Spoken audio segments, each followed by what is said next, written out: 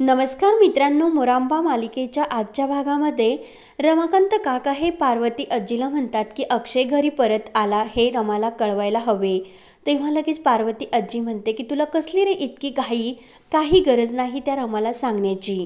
तेव्हा लगेच रमाकांत काका म्हणतात की आई तू असे काय करतेस, रमा बायको आहे त्याची. तेवढ्यात तेथे अभि येतो. अभि म्हणतो की रमाला कळवायबद्दल तुम्ही हे सर्व बोलतात का. तेव्हा रमाकांत काका हो बोलतात. तेव्हा अभि म्हणतो की अक्षय आत्ताच म्हटला की रमालाही सांगण्याची काही गरज नाही, मी तिला नंतर सर्व काही सांगेल. तेव्हा रमाकांत काका म्हणतात रमाच्या मनामध्ये गैरसमज आणखीनच वाढतील. तर अभि म्हणतो की अक्षय तरी प्रयत्न करतो, परंतु गेल्या काही दिवसापासून रमा या घरात सुद्धा परत आली नाही. अक्षय कसा आहे हे एकदा सुद्धा तिने विचारले नाही.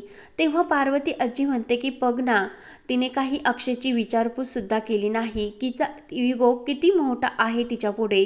काका म्हणतात की तुम्ही दोघे असे का बोलतात, तिचा काहीतरी नाईलाज असेल, तुम्ही दोघे समजून का घेत नाही रमाला. तेव्हा लगेच पार्वती आजी म्हणते कोणला समजून घेण्यासाठी माझा नातू रस्त्यावर नाही पडलेला. तर रमाकांत काकांना त्यांचा राग येत असतो.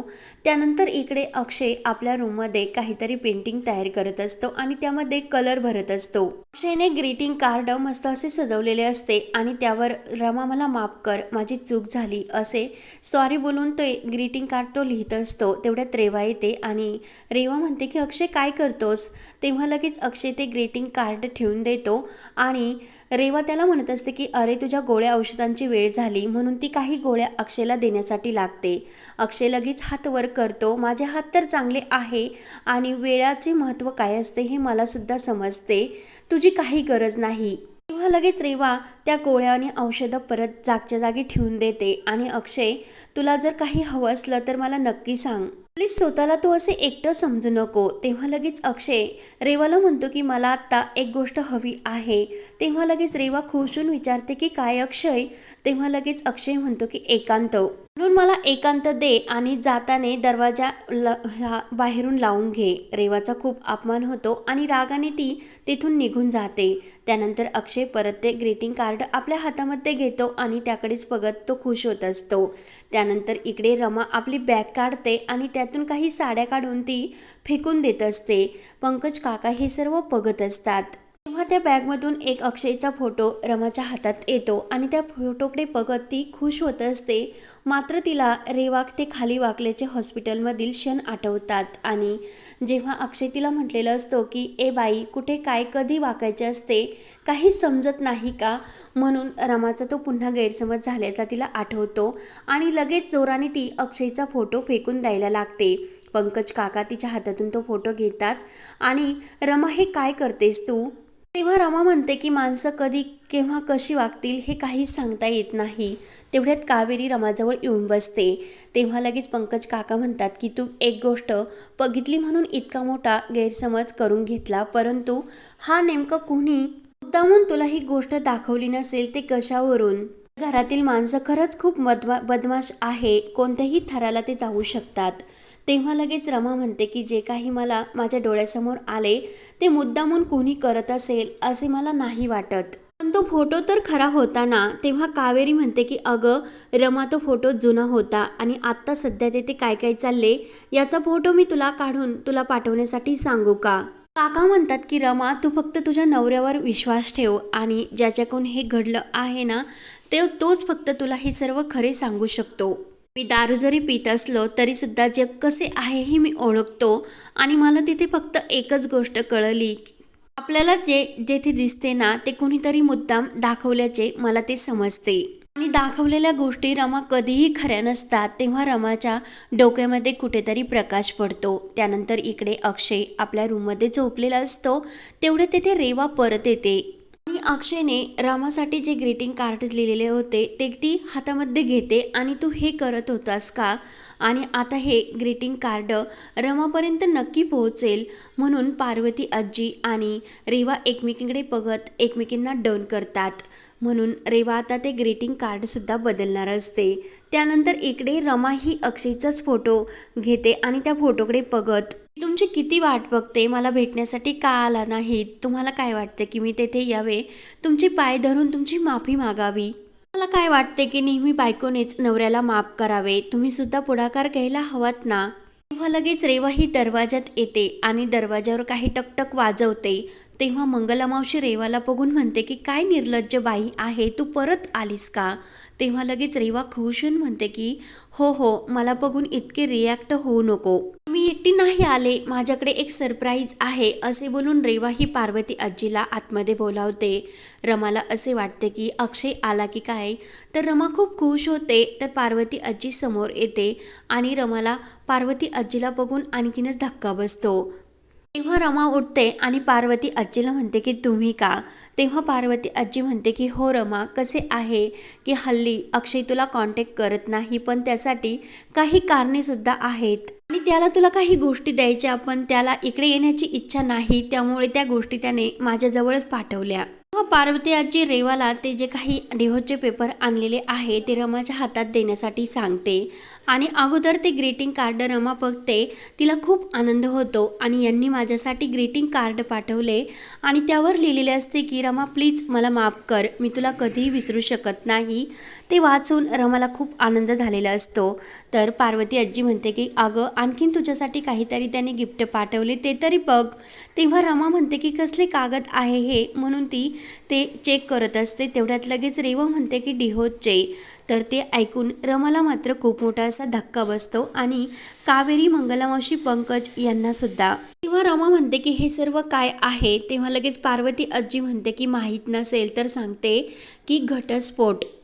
कावेरी म्हणते की अहो असे काय बोलता तुम्ही. तेव्हा लगेच पार्वती आजी म्हणते की अक्षयचीच इच्छा आहे तशी, आणि खरं काय आहे ते रमाला समजले, म्हणून त्याच्या मनामध्ये खूप असं त्याला गिल्टी वाटते. तो स्वतः येथे समोर येऊ शकत नाही, म्हणून त्याने मला स्वतः येथे पाठवले आणि परिस्थितीच तशी आहे की तू किंवा रेवा तुमच्या दोघींपैकी कुणाची तरी निवड त्याला करावीच लागेल आणि अक्षयने रेवाची निवड केली असे पार्वती आजी जेव्हा सांगते तेव्हा कावेरी, रमा आणि मंगला मावशी यांना तर आणखीनच धक्का बसतो. सर्वांच्या डोळ्यामध्ये पाणी येत असते. तेव्हा रेवा लगेच रमाच्या हातामध्ये पेन देत म्हणते की करती ना सही.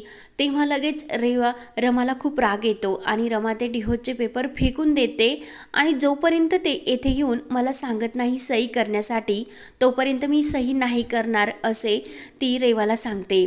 तेव्हा लगेच रेवा म्हणते की अगं अक्षयचीच इच्छा आहे. मंगला मावशीला त्या रेवाचा खूप राग येत असतो, पण पंकज मंगलाला धरतो आणि रमा रेवाला म्हणते की रेवा फक्त त्यांनी तुझी निवड केली, तू त्यांची पिये नाही. माझं त्यांच्याबरोबर लग्न झालेले आहे. ते जेव्हा स्वतः येतील, ते स्वतः सांगतील, तेव्हा मी बघेन काय करायचे ते.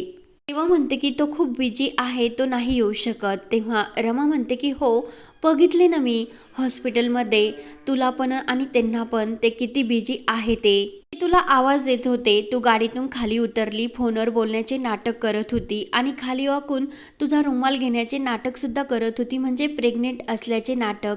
तुझा तो अभिनय मला खरंच खूप छान होता आणि तू विसरलीस का रेवा, एक आठवडासुद्धा आमच्यामध्ये भांडण होऊन झाले नाही. एका आठवड्या अगोदर आमच्यामध्ये खूप छान असं हे चांगले होते, सर्व गोष्टी आमच्यामध्ये सुरळीत होत्या, परंतु एक गोष्ट अशी घडली म्हणून आता सध्या असे वातावरण आहे. पण एक गोष्ट लक्षात ठेव, मी जरी इकडे आले ना, ते मला दररोज भेटण्यासाठी इकडे येत होते.